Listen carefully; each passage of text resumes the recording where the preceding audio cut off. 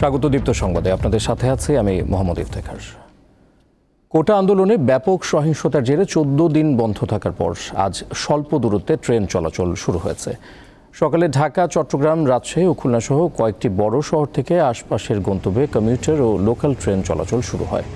রাজধানীর কমলাপুর স্টেশন থেকে সকাল 7টায় দেওয়ানগঞ্জ কমিউটার জামালপুরের উদ্দেশ্যে এবং 7টা 20 মিনিটে জয়দেবপুরের উদ্দেশ্যে ছাড়ে তুরাগ কমিউটার। এরপর সকাল 10টায় ছাড়ে ব্রাহ্মণবাড়িয়ার তিতাস কমিউটার ট্রেন। একইভাবে চট্টগ্রাম থেকে কর্ণফুলী কমিউটার, সাগরিকা কমিউটার ও নাজিরহাট কমিউটার, ময়মনসিংহ থেকে মোহনগঞ্জ কমিউটার ট্রেন চলাচল করছে। এছাড়া রেলওয়ে পশ্চিমাঞ্চলের খুলনা ঈশ্বরদী, রাজশাহী রহনপুর, খুলনা বেনাপোল মোংলা, রাজবাড়ী ভাঙ্গা এবং রাজবাড়ী ভাটিয়াপাড়া রুটে 12টি লোকাল ট্রেন চলাচল করছে। কোটা আন্দোলনকে ঘিরে উদ্ভূত পরিস্থিতিতে সরকার 11 আগস্ট থেকে নতুন সময়সূচিতে এইচএসসি ও সমমানের পরীক্ষা নেওয়ার সিদ্ধান্ত নিয়েছে। এর আগ পর্যন্ত সব পরীক্ষা স্থগিত করা হয়েছে। আজ আন্তঃশিক্ষা বোর্ডের পক্ষ থেকে এ তথ্য জানানো হয়েছে। সহিংসতা ও কারফিউ জারির প্রেক্ষাপটে কয়েক দফায় এইচএসসি ও সমমানের পরীক্ষা স্থগিত করা হয়। কোটা আন্দোলনে সহিংসতা হলে গত 17 জুলাই সব সরকারি বেসরকারি বিশ্ববিদ্যালয় বন্ধ ঘোষণা করা হয়। এরপর বন্ধ করা হয় শিক্ষা মন্ত্রণালয়ের আওতাধীন মাধ্যমিক ও উচ্চ মাধ্যমিক পর্যায়ের সব শিক্ষা প্রতিষ্ঠান, পলিটেকনিক ইনস্টিটিউট ও সিটি কর্পোরেশন এলাকার সব প্রাথমিক বিদ্যালয়। সক্রিয় মৌসুমি বায়ুর প্রভাবে উত্তর বঙ্গোপসাগর এলাকায় গভীর সঞ্চালনশীল মেঘমালা সৃষ্টি অব্যাহত রয়েছে। এর প্রভাবে রাজধানীসহ দেশের বিভিন্ন স্থানে গত রাত থেকে বৃষ্টি হচ্ছে। পটুয়াখালীতে গত এক সপ্তাহ ধরে গুঁড়ি থেকে মাঝারি বৃষ্টিপাত হচ্ছে, তবে গতকাল রাত 9টা থেকে টানা মাঝারি বৃষ্টিপাত হচ্ছে। আজ সকাল 9টা পর্যন্ত আগের 24 ঘন্টায় কলাপাড়া উপজেলায় 152.9 মিলিমিটার বৃষ্টিপাত রেকর্ড করেছে আবহাওয়া অফিস। টানা বর্ষণে জনজীবনে ভোগান্তি নেমে এসেছে। বৃষ্টির পানিতে তলিয়ে গেছে অসংখ্য মাছের ঘের ও পুকুর। কুয়াকাটা সংলগ্ন বঙ্গোপসাগর বেশ উত্তাল রয়েছে। উপকূলীয় এলাকায় ঝোড়ো হাওয়া বয়ে যাওয়ার শঙ্কায় পায়রা সহ সব সমুদ্র বন্দরকে 3 নম্বর স্থানীয় সতর্ক সংকেত দেখিয়ে যেতে বলা হয়েছে। বরগুনায় বৈরী আবহাওয়ায় জনগণ চরম দুর্ভোগে পড়েছে। গত কয়েকদিন ধরে বৃষ্টি হওয়ায় খেটে খাওয়া মানুষ বাইরে বের হতে পারছে না। সবশেষ পরিস্থিতি জানাতে সহকর্মী শাহালি যুক্ত হচ্ছেন আমাদের সঙ্গে। শাহালি, বরগুনায় এখনকার পরিস্থিতি সম্পর্কে জানাবেন, আর সকাল থেকে কি পরিমাণ বৃষ্টি হয়েছে?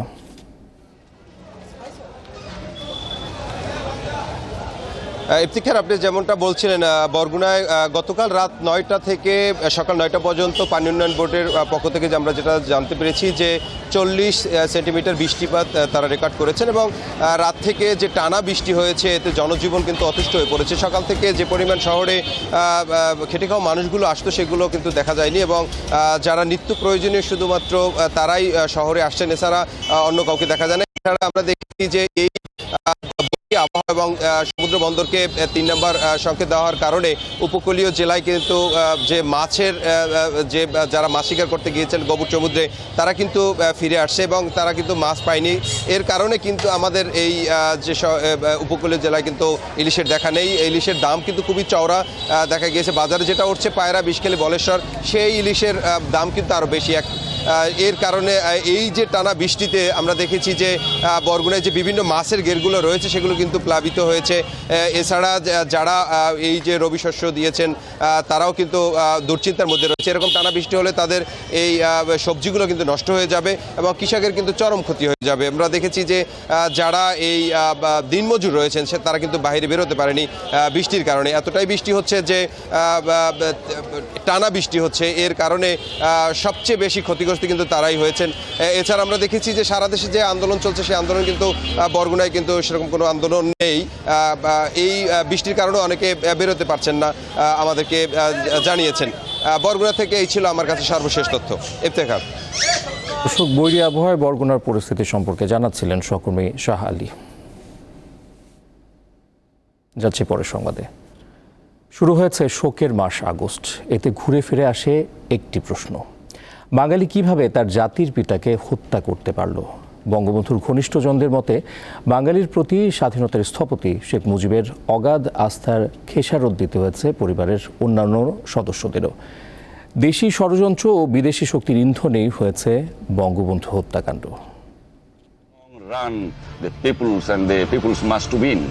nowhere in the world. শোষণ আর বঞ্চনার বিরুদ্ধে বাঙালি জাতিকে ঐক্যবদ্ধ করেছিলেন এক মহানায়ক, তিনি শেখ মুজিবুর রহমান, যাকে বাঙালিরা নেতা মেনেই উপাধি দিয়েছিল বঙ্গবন্ধু।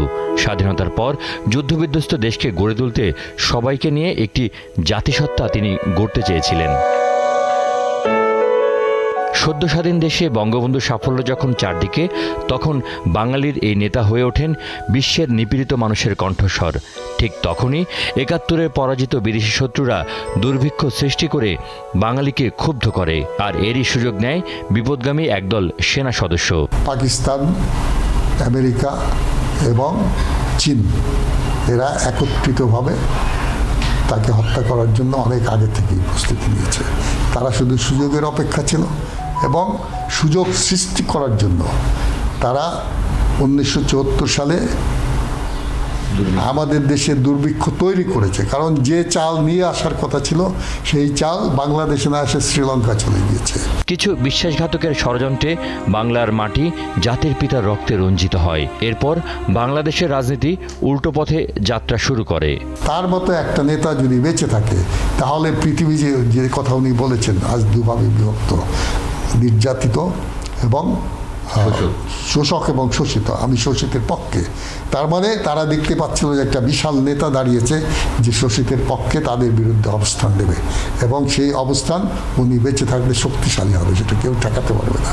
এই জন্য তারা চিন্তা ভাবনা করেই তাকে সরিয়ে দিয়েছে। ৭৫-এর 15ই আগস্ট বঙ্গবন্ধুকে হত্যার পর আবার স্বাধীনতা বিরোধীরা এই দেশে ক্ষমতায় এসে এটাকে মিনি পাকিস্তান বানানোর জন্য যা যা করণীয় তাই করেছিল। বিশ্লেষকদের মতে বঙ্গবন্ধুর উত্তরাধিকারদের এখনও বিদেশি সেই পুরনো শত্রুদের বিরুদ্ধেই লড়াই করতে হচ্ছে। নাজমুল হোসেন, দীপ্ত সংবাদ, ঢাকা। কুড়িগ্রামের দাসিয়ার ছড়ায় আনন্দ আয়োজনের মধ্য দিয়ে ছিটমহল বিনিময়ের ৯ম বছর পূর্তি উদযাপন করেছেন বাসিন্দারা। গত রাত 12টা 1 মিনিটে দাসিয়ার ছড়া বাজারে 68টি মোমবাতি জ্বালিয়ে ও কেক কেটে ছিট বিনিময়ের দিনটিকে স্মরণ করেন বিলুপ্ত ছিটবাসী। এর আগে এক আলোচনা সভায় বিভিন্ন শ্রেণী পেশার মানুষ অংশ নেয়। 2015 সালের 31 জুলাই রাত 12টা 1 মিনিটে বাংলাদেশ ও ভারতের 162টি ছিটমহল স্ব দেশের সাথে একীভূত হয়। 1974 সালে ইন্দিরা মুজিব চুক্তির আলোকে এই ছিটমহল বিনিময় কার্যকর করা হয়। বাংলাদেশ পায় 111টি ছিটমহলের 17,258 একর জমি এবং ভারত পায় 51টি ছিটমহলের 7,110 একর জমি। এরই মধ্যে হওয়া উন্নয়নের সুফল পেয়ে খুশি স্থানীয়রা।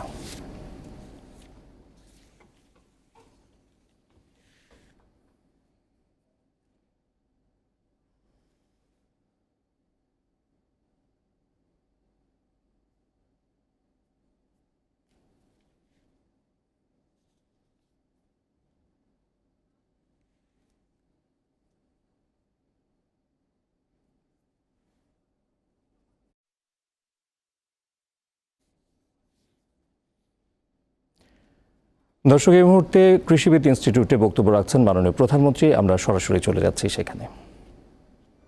1975 সালে হারিয়েছি আমাদের মহান নেতা জাতির পিতা বঙ্গবন্ধু শেখ মুজিবুর রহমানকে। আমরা একটা স্বাধীন রাষ্ট্র পেয়েছি, একটা জাতি হিসেবে মর্যাদা পেয়েছি। যিনি নিজের জীবনের সব কিছু ত্যাগ করে এদেশের মানুষের ভাগ্য গড়ার জন্য আজীবন সংগ্রাম করে, জেল জুলুম অত্যাচার সহ্য করে, যুদ্ধ করে বিজয় এনে দিয়েছিলেন। বিজয়ী জাতি হিসেবে বিশ্ব দরবারে আমাদের মর্যাদা দিয়েছিলেন। তাকে ঘাতকের নির্মম বুলেটে জীবন দিতে হয়েছে। শুধু যে জাতির পিতা বঙ্গবন্ধু শেখ মুজিবকেই হত্যা করেছে তা নয়, একই সাথে আমার মা বেগম ফজিলাতুন্নেসা মুজিবকে হত্যা করেছে। আমার 3 ছোট ভাই, মুক্তিযোদ্ধা ক্যাপ্টেন শেখ কামাল, মুক্তিযোদ্ধা লেফটেন্যান্ট শেখ জামাল এবং ছোট্ট ভাইটি আমার, যার মাত্র 10 বছর বয়স, তাকেও হত্যা করেছে খুনিরা। কামাল জামালের নবপরিণীত বধূ এবং আমার একমাত্র চাচা মুক্তিযোদ্ধা শেখ আবু নাসিরকে হত্যা হয়েছে। রাষ্ট্রপতির military secretary brigadier Jamil Uddin ছুটে এসেছিলেন, বাড়ি আক্রান্ত হয়েছে। ঘাতকের দল তাকেও ছাড়েনি, তাকেও হত্যা করে। পুলিশ অফিসার সিদ্দিকুর রহমান বাধা দিয়েছিল ঘাতক যে দোতলায় যেতে, তাকে হত্যা করে। ঠিক একই সাথে আমার তেজপুকুর বাড়ি ধানমন্ডি 13 নম্বর রোডে ছিল, সেই বাড়ি আক্রমণ করে যুবনেতা শেখ ফজলুল হক মনি এবং তার অন্তঃসত্ত্বা স্ত্রী আর্যমণিকে হত্যা করে। মিন্টু রোডে 27 নম্বর মিন্টু রোডে আব্দুর রাব্বাহ সানিবাদ সাহেব থাকতেন, সেটা কৃষি মন্ত্রী ছিলেন। মুক্তিযুদ্ধের সংগঠক এবং মুক্তিযুদ্ধের সরাসরি পরিচালনা করেছেন, তাকে নির্মমভাবে হত্যা করে। একই সাথে তার 13 বছরের মেয়ে বেবি, 10 বছরের ছেলে আরিফ, 4 বছর নাতি সুকান্ত, ভায়াতুষ পুত্র যে সাংবাদিক, মুক্তিযোদ্ধা এবং তার ভাগ্নে সহ ওই বাড়িতে নির্মম হত্যাকাণ্ড চালায়। গুলির আঘাতে আমার ফুপু আহত ছিলেন, আমার 2 ফুফাতো বোন ভাই তারাও আহত, এবং বাড়ির কাজের লোকজনও। আজ আমার ফুপু যতদিন বেঁচে ছিলেন সেই গুলির আঘাতে পঙ্গু অবস্থায় বেঁচে ছিলেন, এখন আমার ফুফাতো বোন সেই গুলির আঘাতে পঙ্গু অবস্থায় বেঁচে আছে। 15 আগস্টের এই ঘটনা যারা শাহাদাত বরণ করেছেন, আমি তাদের শ্রদ্ধার সাথে স্মরণ করি আর তার মাগফিরাত কামনা করি। 3রা নভেম্বর 75 সাল কারাগারে 4 জাতীয় নেতা সৈয়দ নজরুল ইসলাম, তাজউদ্দিন আহমেদ, মনসুর আলী এবং কামরুজ্জামানকে হত্যা করে। আওয়ামী লীগের অগণিত নেতা কর্মী, তাদের উপর নেমে আসে অকথ্য অত্যাচার। অনেকেই জীবন দেয়, অনেকে লাশ গুম হয়ে যায়। আমি তাদেরকেও আজকে শ্রদ্ধার সাথে স্মরণ করি। এই আগস্ট মাসেরই 2004 সালে 21শে আগস্ট বিএনপি সরকারের আমলে ব্রিটিশ হাই কমিশনার তার উপর হামলা হয় সিলেটে হযরত শাহজালালের মাজারে। সেখানে বেশ কয়েকজন মানুষ মারা যায় আর হাই কমিশনার আহত হয়। তারই প্রতিবাদে, এই জঙ্গিবাদের প্রতিবাদে, সন্ত্রাসের প্রতিবাদে আমরা 21শে আগস্ট বঙ্গবন্ধু এভিনিউতে আমরা একটা র্যালি করি, যে র্যালি ছিল শান্তির জন্য, জঙ্গিবাদের বিরুদ্ধে। সেই জঙ্গিবাদের বিরুদ্ধে র্যালি করতে যেয়েই আমরা আক্রান্ত হলাম গ্রেনেড হামলায়। যে গ্রেনেড ব্যবহার হয় রণক্ষেত্রে, আরজেস গ্রেনেড, একটা না, পর 13টা গ্রেনেড হামলা করা হলো। আমরা হারালাম আমাদের 22 জন নেতাকর্মী, আইভি রহমান সহ 4 জন আমাদের মহিলা আওয়ামী লীগের নেত্রী এবং অন্যান্য নেতাকর্মীরা। আমাদের আওয়ামী লীগের প্রায় 600-700 নেতাকর্মী স্প্লিন্টারে আহত ছিল, অনেকেই প্রায় মরণাপন্ন অবস্থা। এখনও আমাদের এখানে অনেক নেতাকর্মী আছে যাদের শরীরে সেই স্প্লিন্টার নিয়ে তারা বেঁচে আছে। 21শে আগস্ট যারা জীবন দিয়েছে, আমি তাদের আত্মার মাগফিরাত কামনা করি। আওয়ামী লীগ এই উপমহাদেশের সবথেকে যে প্রাচীন সংগঠনগুলি, যারা গণমানুষের মধ্য থেকে, গণমানুষের অধিকার আদায়ের সংগ্রামের মধ্য দিয়ে গড়ে উঠেছে, আওয়ামী লীগ একটা অন্যতম সংগঠন। এবং এই আওয়ামী লীগই সেই 49 সাল থেকেই, প্রতিষ্ঠা লগ্ন থেকে মানুষের অধিকারের কথা বলে এসেছে, অধিকার আমরা অর্জনও করেছি। 15ই আগস্ট জাতিপিতাকে হত্যার পর আমরা এদেশে কী চেহারা দেখেছি। ৭১ সালে সেই হানাদার পাকিস্তানি বাহিনীর দোসর যারা পাকিস্তানি সেনাবাহিনীকে গ্রামের পর গ্রাম পথ চিনে নিয়ে গিয়েছে, গ্রামের পর গ্রাম জ্বালিয়ে দিয়েছে,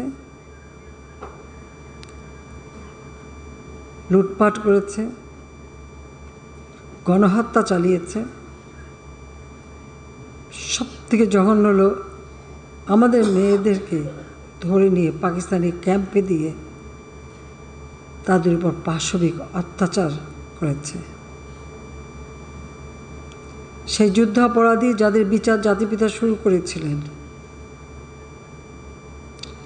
অনেকে সাজাপ্রাপ্ত ছিল, আবার অনেকে পাকিস্তানি পাসপোর্ট নিয়ে পাকিস্তানেও চলে গিয়েছিল, অনেকে বিদেশেও চলে গিয়েছিল। তারা বাংলাদেশের অস্তিত্বে বিশ্বাস করে না, সেই কারণেই। কিন্তু 15 আগস্টে জাতিপিতাকে হত্যা পর আমরা কি দেখলাম? সেই বাংলাদেশে সেই ঘাতকের দল যারা কারাবন্দী ছিল তাদেরকে মুক্তি দিয়ে মন্ত্রী উপদেষ্টা করা হয়েছে।